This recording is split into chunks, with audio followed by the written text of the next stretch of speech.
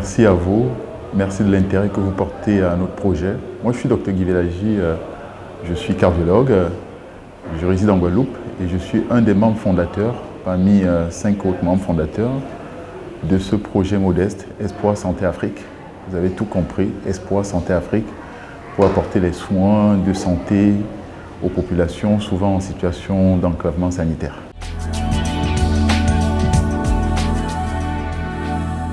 Déjà l'Afrique, parce que c'est un projet humanitaire qui vise le Cameroun comme pôle pilote et bien sûr l'extension à d'autres pays d'Afrique.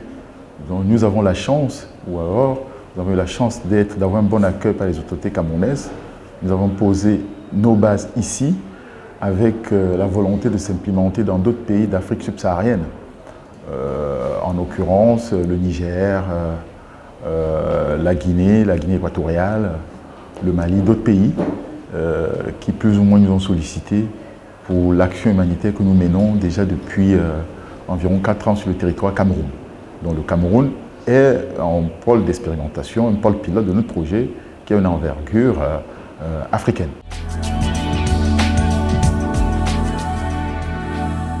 Il y a un côté quand même émotionnel. Mon géniteur est mort d'infarctus, moi je suis cardiologue, je vous l'avais dit. Et mon métier là-bas, c'est déboucher les coronaires, les artères qui vascularisent le cœur. Il se trouve que mon père est mort au Cameroun sans le moindre soin, dans un hôpital soi-disant de premier niveau. On n'avait même pas le minimum de lui apporter ce soin. Donc il y a un choc émotionnel avec des amis proches qui forment pour moi une famille aujourd'hui. Les membres fondateurs de cette association, on a pensé un truc qui devra apporter quelque chose au système de santé que nous avons. Et très modestement, nous avons très vite conçu ce projet qui ne soit pas porté par un individu, mais par un groupe de personnes. Et d'ailleurs, à ce propos, nous nous sommes beaucoup appuyés sur cette belle phrase de Nelson Mandela, « Aucun de nous, en agissant seul, ne peut atteindre le succès ». Donc vous voyez, en même temps, elle est englobante. C'est une idée avec des fondateurs dont la genèse est un peu personnelle, mais pour lequel nous sommes tous accaparés de l'idée du projet qui est d'apporter les soins et bien sûr d'inclure les compétences locales, puisqu'il faut savoir qu'il y a des compétences ici, parfois on n'a pas suffisamment de moyens, donc d'inclure les compétences locales dont il y a un environnement sociologique à intégrer, les besoins de nos populations, souvent en situation d'enclavement sanitaire. Il faut savoir qu'il y a une dépendance énergétique importante, il faut pas faire des soins de santé sans qu'il y ait l'énergie, donc c'est tout un projet qui englobe cette aspérité sociologique. C'est pour ça que nous avons en plus, donc Espoir Santé Afrique, c'est un hôpital, un dispensaire mère-enfant, un dispensaire mobile. Donc c'est en ça que je parle de l'environnement sociologique du projet. C'est-à-dire que c'est un hôpital mobile qui apporte ses soins dans les centres de santé enclavés et qui va apporter avec elle des médecins locaux, pour lesquels nous avons quelques partenariats, j'espère qu'on reviendra dessus d'ailleurs, qui nous accompagnent dans ce modeste projet.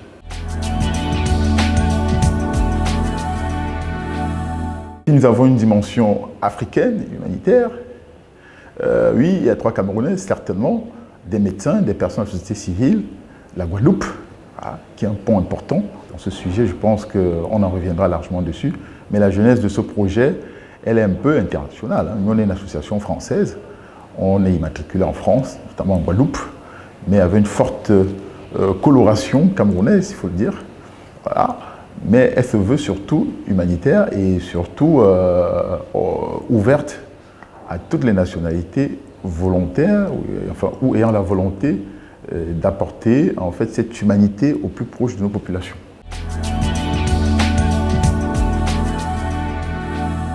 En 2018, on a créé ce projet. Elle a commencé à Bangaté, ville pilote, ce projet. Entre 2018 et 2013, on a fait quelques modestes choses. On a rencontré environ 5600 personnes, a fait des campagnes, a apporté les soins des médecins venus d'ailleurs, associés aux médecins d'ici, dont nos confrères locaux, a parcouru différents centres. On en a parcouru environ 13, de Nanga et Boko à Bipindi Lolodorf, à Guidel, à Baham, à Minganga. Voilà, quelques villes que je cite comme ça, tout à fait au hasard, où on a rencontré des personnes formidables, désireuses de nos soins.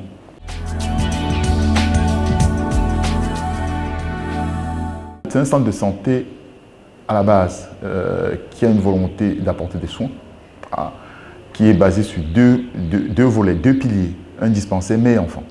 C'est la porte d'entrée de tous les patients indigents. volontaire de prise en charge et de soins basiques. A fait dispenser mère et enfants, complètement dédié à mère et enfants, où nous avons beaucoup intégré la prévention. C'est vrai que la prévention, la célèbre phrase « il vaut mieux prévenir que guérir », la prévention est au cœur de ce dispensaire. D'ailleurs, de façon structurelle, l'espace de prévention, l'éducation thérapeutique a une place de choix dans ce dispensaire, mère et enfants. A fait dispenser mère et enfants et annexé un centre de santé pluridisciplinaire où nous avons donc plusieurs spécialités, notamment la cardiologie, on va faire de l'ophtalmologie, la diabétologie, la neurologie, l'endocrinologie. En fait, toutes les autres spécialités possibles sont des pôles de consultation. Mais nous ferons de l'hospitalisation 2 jours. Les agréments ne nous permettent pas de faire tout et n'importe quoi. On est quand même sous l'égide du ministère de la Santé, qui est le ministre du tutelle, qui nous a donné des agréments pour pouvoir faire, c'est très encadré. Donc, c'est un centre de santé qui sont encadrés, donc un pôle pluridisciplinaire et un dispensaire mère et enfants, pour les 2 volets. Le 3e volet, pour aller dans le sens de votre question, c'est le dispensaire mobile. Alors je rappelle que c'est quand même une originalité pour l'Afrique centrale. C'est un camion de 12 tonnes avec 5 pôles de consultation dedans qu'on peut moduler selon le besoin sociologique. Je m'explique. Et c'est un camion inclusif. Ce n'est pas un camion qui va faire en campagne devant, dans un marché ou à l'entrée d'un village. C'est un hôpital qui se déplace dans un hôpital pour le sens inclusif et pour le sens approche sociologique. Ça logique. Parce que le médecin du centre de santé ou l'infirmier qu'on appelle à tort à travers docteur pose la problématique des soins de son environnement. Et nous apportons l'hôpital dans ce dispensaire existant avec l'apport complémentaire que nous savons faire. Donc voilà, il est inclusif parce qu'après, derrière, les patients doivent revenir pour le service après-vente, si je permets l'expression, pour que l'infirmier ou le médecin référent de cette localité puisse continuer la prise en charge. Donc c'est ça le dispensaire mobile inclusif. Donc il est doté d'un groupe électrogène pour l'autonomie énergétique. Nous apportons en plus, en fonction des partenariats que je ne peux citer ici aujourd'hui, des panneaux solaires, en l'occurrence 2, dans les centres de santé où nous irons faire des campagnes pour assurer la couverture vaccinale mère et enfant. À ce 3e volet qu'est le dispensaire mobile, que nous appelons dispensaire mobile connecté, connecté effectivement au 4e pilier de notre projet, qui est la télémédecine, que nous avons baptisé Dipita Touch Application Mobile. Dipita, vous avez compris, ça a une connotation sociologique forte, ça veut dire espoir, dans une langue que j'adore chez nous.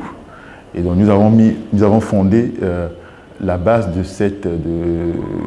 l'application de télémédecine sur une approche un peu, j'ai envie de dire, très très populaire, c'est-à-dire c'est un relais entre les médecins d'ici et de la diaspora et le médecin local du centre de santé qui demande un avis de téléexpertise. Donc voilà les 4 projets du projet de façon très, très simple. À la base, c'est les populations souvent en situation d'enclavement sanitaire, mais souvent c'est aussi les populations vulnérables. On a fait, avant d'arriver à là, une enquête évidente. On a fait une enquête dans une ville du Cameroun enclavée, pendant le Covid, malheureusement, où on a appris, on a compris l'importance de la télémédecine, la téléconsultation à distance. Il faut savoir que les routes sont accidentogènes, les spécialistes sont souvent concentrés dans les grandes villes. On a fait une enquête de proximité, où on voit que les gens ont besoin d'accéder aux soins, mais ils n'ont pas les moyens d'accéder aux soins. Donc, effectivement, l'approche d'apporter les soins de santé auprès des populations, c'est une vraie demande, c'est une demande réelle qui est basée sur une enquête, même si ça va de soi. Nous avons fait une enquête dessus épidémiologique qui est publiée, qu'on peut voir sur le site de l'association www.espoirsantéafrique.org, qui est une enquête épidémiologique bien faite avec ces besoins-là, dont on intègre, nous, notre apport, notre modeste apport, à travers notre dispensaire mobile. Enfin, on l'intègre au système de santé, mais en fait, c'est par rapport à une demande qui est quand même existante. Donc, ce n'est pas que les soins de santé enclavés, parce que l'enclavement n'est pas forcément enfin, c'est pas dans l'arrière-pays. Hein. À côté de nous, il y a les enclavements parce que les gens n'ont pas juste les moyens d'accéder aux soins.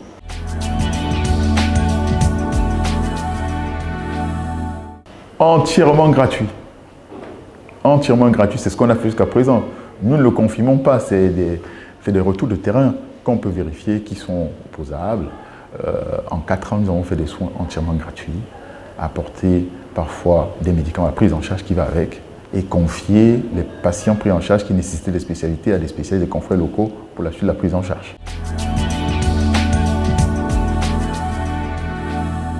C'est une approche très simple. Il y a un besoin, une demande. Nous mobilisons les moyens. On fait une coordination. Il faut savoir que toutes les campagnes sont soumises à autorisation. Même si on a l'autorisation du ministre de tutelle, du ministre des Relations extérieures, comme une association humanitaire, c'est soumis à autorisation. Donc, le médecin ou l'infirmier de l'hôpital de Yoko en fait la demande. Nous voyons avec lui, on étudie les besoins. Ça peut être le dépistage des pathologies oculaires. Ça peut être le dépistage du diabète, qui est une des causes de mortalité importantes dans le monde aujourd'hui. Ça peut être le dépistage de l'hypertension et du diabète ou des maladies métaboliques. Globalement, ça englobe tout ça. Et on va mobiliser les médecins ciblés à la demande du centre de santé de Yoko. Donc, c'est une date qui est figée.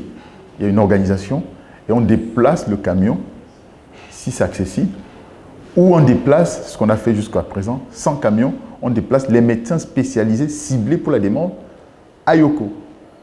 On y reste 3 à 4 jours à consulter les patients, à poser le diagnostic et à les prendre en charge. Avec, bien sûr, on les reflèche pour un retour dans le centre de santé. Il faut savoir aussi qu'il y a une autre enquête qui dit que les patients vont de moins en moins dans l'hôpital. C'est un désert. Il y a des patients qui n'y vont plus parce qu'ils n'y croient plus à l'hôpital. Donc le fait de venir faire porte de l'humanité, faire porte de l'espoir, l'Espoir Santé Afrique. Donc c'est vraiment un projet inclusif. On le prépare, on intègre le médecin local et on vient faire les soins parce que le médecin local, lui derrière, il assure le service après-vente pour la suite de la prise en charge du patient. C'est pour ça que je faisais l'anecdote tout à l'heure qu'on ne fait pas les campagnes sur un marché ou devant une chaufferie traditionnelle. Voilà, ça s'est fait in situ, d'où le projet inclusif soins de santé, d'où le projet inclusif dispensaire mobile connecté dans un centre de santé.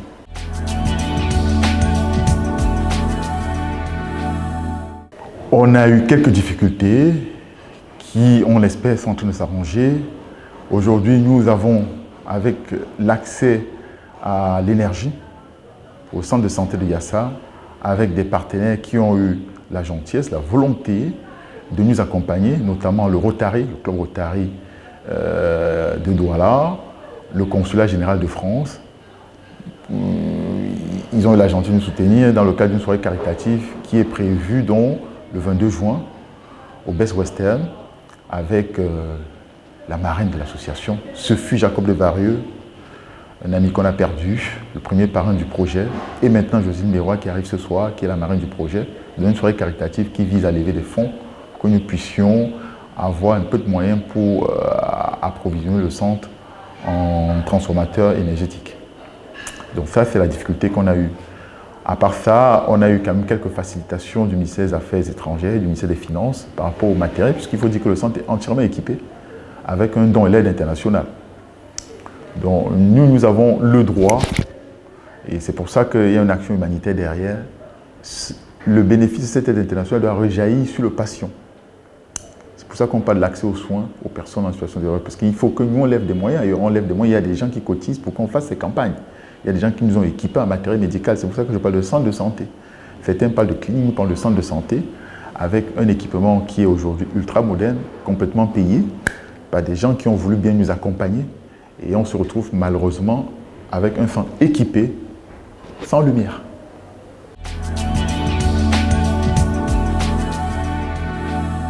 L'aide institutionnelle, bien sûr, c'est le Cameroun. Et bien sûr, la France, on est une association française. Et l'aide financière, c'est nous, c'est les bénévoles, c'est la Guadeloupe, les enfants de Guadeloupe. Donc, je fais tout de suite le pont avec les afro-descendants qui ont bien voulu, notamment le lycée Proto, des jeunes qui ont levé des fonds pour qu'on équipe, en l'occurrence, de dispensaires, mais enfants, entièrement. Et le matériel médical, par des donateurs, des généreux donateurs du monde entier, voilà, qui ont bien voulu nous apporter leurs soins. Le transport de ce matériel, pas un sponsor, qui a bien voulu le transporter jusqu'à Yassa. Donc on a quand même un soutien qui fait qu'il fasse que ça jaillisse sur les populations qui vont donc pouvoir bénéficier des soins à cause de cette aide internationale. Aucun de nous en agissant seul ne peut atteindre le succès.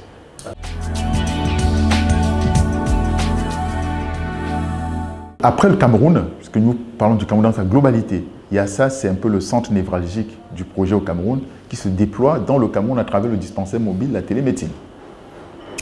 Et après le Cameroun, c'est d'autres pays, en l'occurrence le Niger. On a des contacts avancés. Il y a la Guinée, où on est en discussion, et d'autres pays francophones, notamment la Côte d'Ivoire, pour lequel on compte déployer notamment les 2 volets du projet, le dispensaire mobile, la télémédecine, très rapidement, à travers le partenaire qui nous offre le camion, parce qu'il faut derrière savoir que le dispensaire mobile, c'est un camion qui coûte quand même une sacrée fortune, qu'on l'a eu gracieusement par un généreux donateur international. Hein. C'est les établissements français du sang, ils nous ont offert un hôpital. Ce n'est pas un camion bricolé, c'est un hôpital qui se déplace, qui se déploie. Donc l'idée, c'est de faire du camion un pôle pilote, de bien réussir ce pôle pilote et de rejaillir dans d'autres pays. Donc on est sollicité, mais pour en arriver là, il faut d'abord qu'on prouve, et c'est pour ça qu'on a difficulté à l'accès à la lumière, ne nous permet pas de nous déployer amplement sur le territoire Cameroun. Il faut qu'on le réussisse, le Cameroun. C'est un enjeu majeur pour nous, pour pouvoir avoir la possibilité de se déployer plus simplement ailleurs.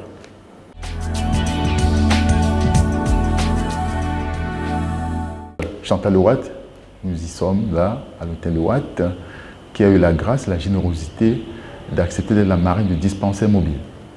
Il faut savoir que vous avez posé la question comment sont les campagnes, il y a un comité scientifique qui réfléchit par rapport à la problématique des campagnes inclusives, parce qu'il y a le médecin de la région ou l'infirmier qui nous sollicite. Il y a la marraine du dispensaire mobile qui est Chantal Leroy, avec qui nous discutons de façon collégiale pour la faisabilité d'une campagne ou pas, parce qu'il faut savoir que le camion, c'est notre bébé, il ne va pas aller s'enclaver quelque part, mais ce n'est pas pour autant que si le camion ne vient pas, que les médecins ne viennent pas faire les campagnes. Vous voyez, personne n'est marginalisé, on peut se déplacer sans le camion, puisque l'accès à la route n'est pas facile, mais surtout quand c'est possible, on se déplace très largement avec le camion. Et la marraine, à qui nous disons un grand merci, qui a eu la grâce de l'accepter, c'est bien Chantal Leroy.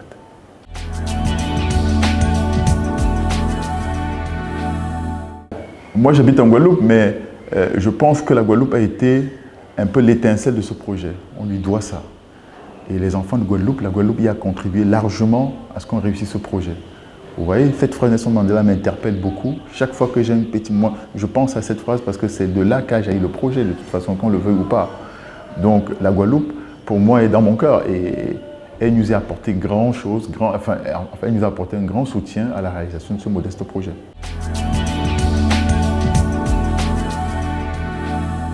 On a besoin de soutien logistique, les ressources humaines, le soutien financier. Aujourd'hui, on sollicite d'avoir l'énergie. Nous frappons à toutes les portes, à toutes les âmes de bonne volonté qui veulent bien nous soutenir dans ce sens. C'est vrai qu'il y a des démarches de tractation en cours avec le distributeur énergétique qui est plutôt, des discussions qui sont plutôt en bonne voie aujourd'hui. Donc nous espérons, nous croyons qu'on va aboutir très rapidement à l'acquisition d'un transformateur A, mais toutes les âmes de bonne volonté, nous sommes des bénévoles, donc c'est une association qui est ouverte à tous les bénévoles, c'est la main tendue bien sûr, qui peuvent nous soutenir à la réalisation de ce modeste projet.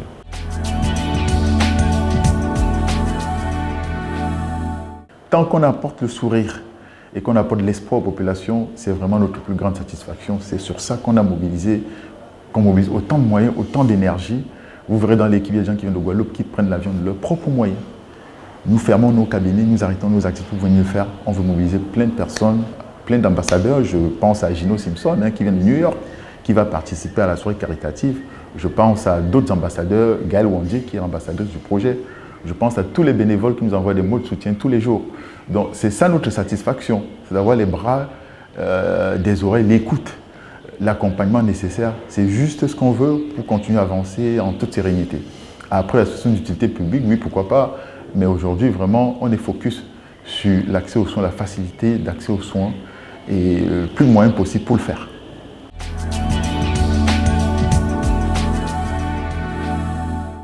La prévention, c'est le socle même de notre métier, de nos actions.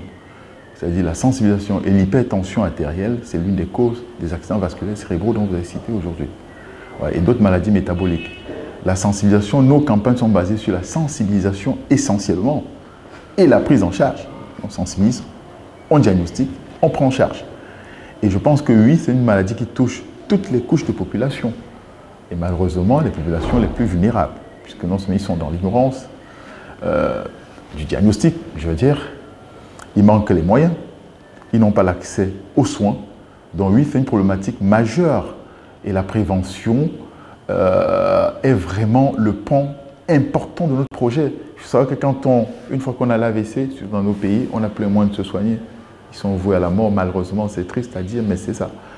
Et si je vous donne une référence sur notre lien www.espoirsanté.org, le feu Jacob de Vareux, le parent de truc, il a fait une interview absolument fabuleuse. C'est-à-dire qu'on est le continent le plus riche. Et malheureusement, quand on est touché par ces pathologies métaboliques, mais parce que souvent, c'est l'ignorance qui est la cause de tout ça. Donc, le lien fort qu'on aimerait faire, enfin, notre apport, c'est d'apporter vraiment cette sensibilisation qui est la clé de la prévention de ces pathologies.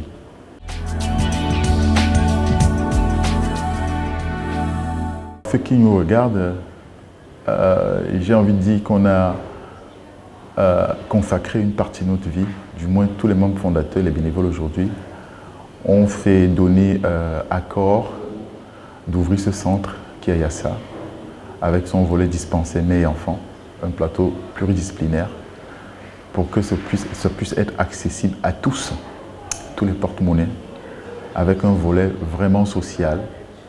Voilà, nous espérons pouvoir y arriver et on espère aujourd'hui avoir la lumière pour pouvoir déployer cette action qui nous tient à cœur, pour laquelle on a déjà plein de bénévoles qui nous ont soutenus, dont la volonté c'est d'éviter de trahir ces personnes, ces généreuses personnes qui nous ont donné ces moyens, et donc d'apporter les soins pour vous, pour que vous puissiez en bénéficier véritablement.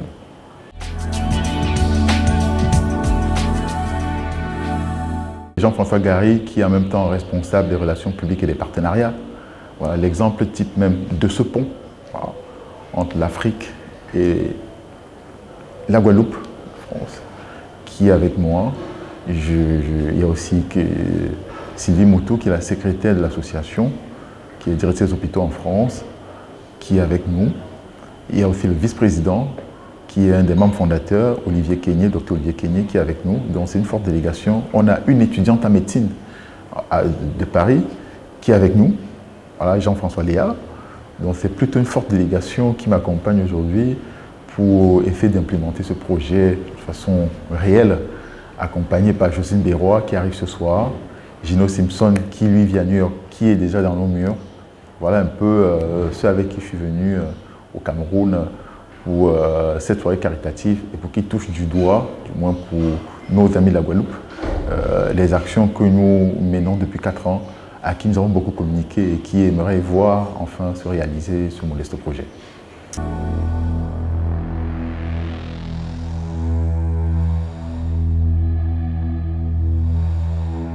Le gala de chaque caritatif, ça sera effectivement plus un cadeau que nous allons faire pour ceux qui vont contribuer, c'est-à-dire moyennant un ticket. Alors souvent, des fois, quand on parle de soirée, bien sûr, on va payer pour une soirée. Là, on a notre marraine donc de l'association qui est effectivement Jocelyne Bérois, qui a répondu effectivement, c'est-à-dire très rapidement à notre demande de continuer, en tout cas ce qu'avait entamé déjà effectivement, c'est-à-dire notre regretté Jacob Desvarieux, mais qui était effectivement vraiment engagé. Et là, on a voulu en tout cas pour financer notamment la dernière phase qui nous reste pour commencer à sauver les vies, même si le projet a déjà été effectivement, c'est-à-dire déjà commencé par plusieurs actions qui ont été faites, plus de 5900 personnes qui ont été effectivement suivies, d'accord, sans le dispensaire, d'accord, par des actions. Là, aujourd'hui, le dispensaire est mis en place, il est construit. Le bus, effectivement, c'est-à-dire est déjà arrivé. Il manque juste une seule chose, c'est que le dispensaire ait de l'électricité. D'accord ? Donc on est venu pour cette action-là. Et on a trouvé effectivement intéressant d'offrir en tout cas, c'est-à-dire aux différentes personnes qui vont acheter ce ticket, un repas, un concert avec Jocelyne Bérois qui est la marraine, avec Gino Simpson, avec Gaël effectivement, c'est-à-dire aussi. Donc voilà, d'accord, ok.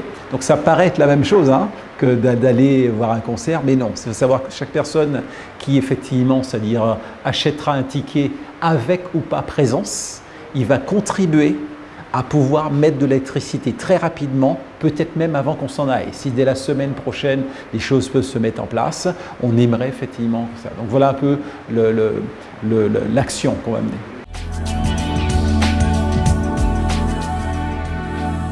C'est vrai qu'on est arrivé effectivement il y a plus d'une semaine, on n'a pas eu le temps de visiter, mais c'est tellement fort ce qu'on vit, la projection est tellement intense, voilà, que oui, on mouille le maillot, mais avec plaisir, voilà, vraiment avec plaisir, parce qu'on sait que ce projet-là a du sens, d'accord, que ça va permettre effectivement, pas seulement, c'est-à-dire pour le Cameroun, c'est déjà une première étape, mais comme le docteur Guy Vélagi vous l'a dit, ce projet a une portée effectivement, c'est-à-dire internationale, d'accord? Et il est question effectivement de ma position, c'est-à-dire dans ce projet, c'est de créer un lien entre déjà, c'est-à-dire le Cameroun et les Antilles, d'accord? Ok? Et pour que ça soit un projet transversal. C'est-à-dire que souvent, on a l'idée, c'est-à-dire d'associations humanitaires, on va aider l'Afrique. Non, on va s'aider nous, ensemble, d'accord? Et dès la semaine prochaine, dès qu'on aura quitté, c'est-à-dire le Cameroun, où on a appris beaucoup de choses dans l'évolution, on va travailler sur ce même projet qui est effectivement sur les Antilles, dans une île qu'on appelle la Désirade, où il n'y a pas effectivement, c'est-à-dire de médecins sur place. Et il est question qu'aujourd'hui, que les médecins de la diaspora, peut-être même un médecin, c'est-à-dire spécialisé, qui est sur le Cameroun, à qui on aura donné les moyens d'exercer son métier avec effectivement des outils et un fonctionnement normal, que le métier soit valorisé aussi, hein, d'accord, eh ben que ce même médecin, avec la télémédecine, puisse effectivement, c'est-à-dire faire un diagnostic sur les Antilles. D'accord? Et ce qui sera fait sur les Antilles peut après avoir effectivement une portée internationale. D'accord? Donc il est question que ce soit un projet transversal. D'accord? Ça ne soit pas que dans un sens. D'accord? On ne vient pas seulement aider, voilà, on vient faire ensemble. D'accord? Et il est question effectivement que tous nos médecins qui sont sur le Cameroun, hein, d'accord, puissent effectivement avoir une notoriété qui sait peut-être aujourd'hui internationale à travers ce projet. Qui puissent effectivement, oui, avoir un patient qui se trouve peut-être à Paris, d'accord, et notamment dans la communauté afrodescendante, pourquoi pas, c'est pas limité, hein, d'accord, mais qui puisse se dire, oui, j'ai envie que ce soit mon médecin de Douala qui me donne mon diagnostic parce qu'effectivement, par ma couleur de peau, j'ai peut-être une problématique qui est plus liée, effectivement, et qui connaît mieux, d'accord, que celui que je verrai à Paris et qui ne connaît pas ma problématique. D'accord. Donc aujourd'hui, voilà cette dimension-là que je prends en charge et je voudrais emmener, effectivement, c'est beaucoup plus loin.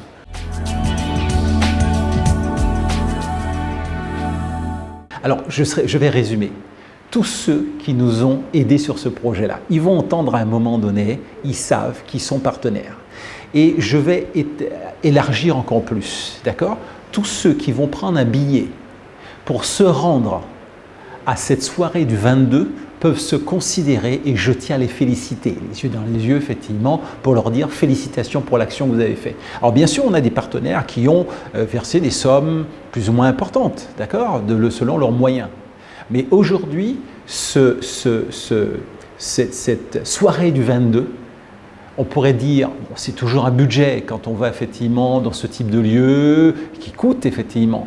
Mais tous ces tickets achetés ils ont le même regard à nos yeux que celui qui serait arrivé avec des millions. D'accord? C'est le but de ce moment-là. Pour savoir qu'on est tous, et on a tous la possibilité d'être acteurs. D'accord? On n'attendra pas seulement des gros partenariats. Oui, on est pour parler avec certaines grosses compagnies, hein, d'accord? Mais il est question effectivement que tout le monde puisse effectivement être cité. Donc j'aurais tendance à citer tous ceux qui vont nous rejoindre, tous ceux qui viendront avec leurs moyens, d'accord, ah ben voilà, ils auront nos honneurs. Et je pense que sur le long terme, on va tâcher, parce qu'on aura la liste de tous ceux qui ont joué le jeu, hein, d'accord? Et on tâchera effectivement, c'est-à-dire qu'ils soient récompensés aussi de ces projets quand ils vont effectivement encore évoluer. Et je vais citer effectivement Chantal Leroy, qui est effectivement la marraine de ce premier dispensaire, c'est-à-dire sur Douala. On a la meilleure marraine qu'on mérite, en tout cas pour ce centre de Douala, ce premier, on va dire, ce premier effectivement, c'est-à-dire centre, mais qui est le début d'une série. Mais c'est vrai effectivement, c'est-à-dire on a nos deux marraines dont on est vraiment fiers.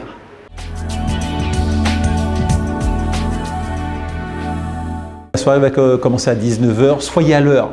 D'accord? Même si on va sortir un peu du concept soirée, parce qu'on est là surtout pour, bien sûr, vous ne serez pas déçus, parce qu'il y aura du contenu. On a eu des artistes, et vous savez qu'un artiste, quand il vient avec le cœur, comme Jocelyne, quand on a effectivement Gino Simpson qui a répondu présent rapidement, qui s'est déplacé, qui a voyagé pendant son anniversaire pour être là, d'accord? Donc c'est là où on voit des artistes qui même mettent de leur poche pour pouvoir venir. Donc ça sera vraiment une dimension effectivement différente. Sur 2024, on va tâcher avec Jocelyne, effectivement, Béouard, dès ce soir, c'est l'une des choses qu'on aura à notre discussion, effectivement, de dîner. Que pouvons-nous encore faire ensemble, d'accord, sur 2024?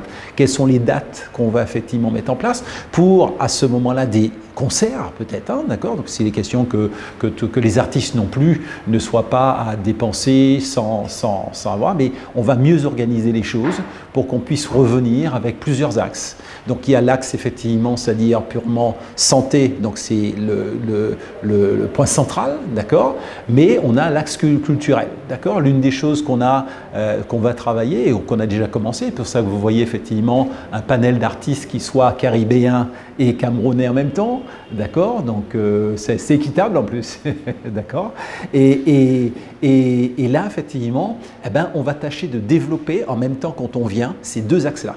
Il sera question qu'on vous prépare un certain nombre de concerts. On a prévu la prochaine fois des professionnels de la mise en scène, tout ce qui va effectivement avec un concert, c'est-à-dire professionnel, donc qui sera effectivement établi avec des dates qui se seront mises en place.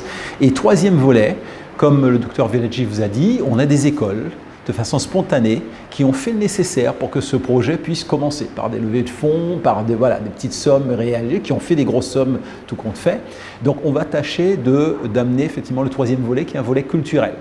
D'accord? Tous les afro-descendants, nos enfants, voilà, qui vont pouvoir effectivement venir découvrir le Cameroun, pouvoir découvrir qu'est-ce qui est leur mère, en tout cas patrie, c'est-à-dire leur mère d'origine. Donc voilà un peu, vous voyez que c'est quand on parle de la santé, il y a bien sûr la santé physique des cellules, hein, c'est-à-dire heureusement que le docteur Velaggi est là pour traiter les choses quand ça va déjà pas bien, mais pourquoi pas avoir quelque chose qui soit dans une dimension, c'est-à-dire aussi bien culturelle et qui puisse effectivement créer ce qu'on appelle le lien de la vie et du cœur. Voilà.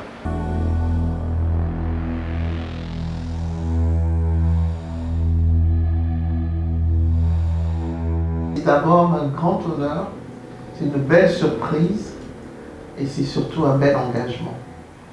Parce qu'il faut dire que marraine, comme son nom l'indique, veut dire que l'on prend soin, que l'on garde, on protège et on développe. C'est comme un enfant à qui on confie l'éducation. Parce que les marraines, en général, servent de guide, comme on peut dire, un passage pour que l'enfant soit sûr d'être toujours dans les couloirs dédiés à l'éducation effective. Alors, cette association, ce dispensaire, qui est un joyau, qui est un endroit équipé, suréquipé même, si je peux me permettre, est dédié à la population, est dédié dans un environnement assez particulier pour le partage, pour la solidarité. Et j'ai été tellement honoré par le docteur Guillaume Velaggi et son équipe. Ça fait quand même quelques années qu'il travaille là-dessus. Et pour moi, C'était un engagement très fort et nous travaillons avec tous ceux qui peuvent nous soutenir pour que cette aventure soit une belle réalité dans notre environnement, dans notre beau pays, parce que effectivement, donner de tout ce temps, de toute cette énergie, de tous ces moyens pour les autres, c'est la chose la plus belle qu'on puisse offrir à l'humanité.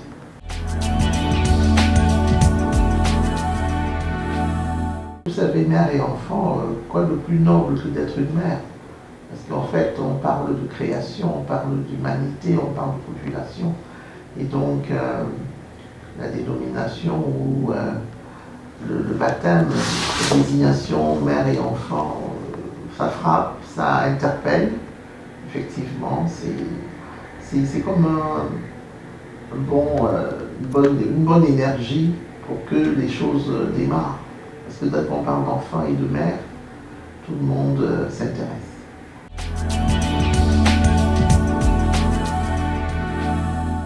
Je ne pense pas qu'il y ait une personne qui ait été insensible à cette initiative. Tous ceux à qui on en parle se disent « Ah bon, ça existe des personnes comme celle-là ». Et donc, je lance d'ailleurs un appel ici à tous ceux qui sont en train de s'arrimer pour qu'elles ne lâchent pas la chaîne.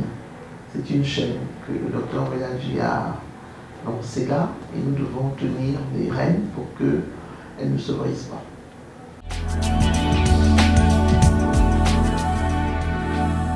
Cela nous réjouit énormément et on se mobilise grandement pour l'accueillir, pour l'accompagner, pour que son rayonnement atteigne les confins de notre contrée, parce que c'est important. Et je vois comment les gens sont très très excités à sa venue.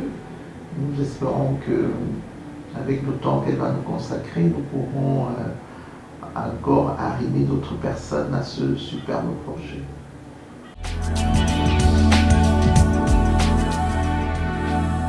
Ce dispensaire est d'abord dédié aux mamans, aux enfants, et on va y faire le maximum pour que tout le monde y trouve satisfaction.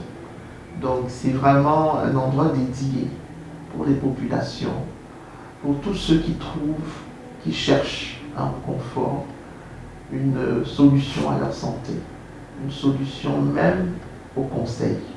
Parce qu'on va y créer un espace dédié à tout ce qui est soulagement pour la santé.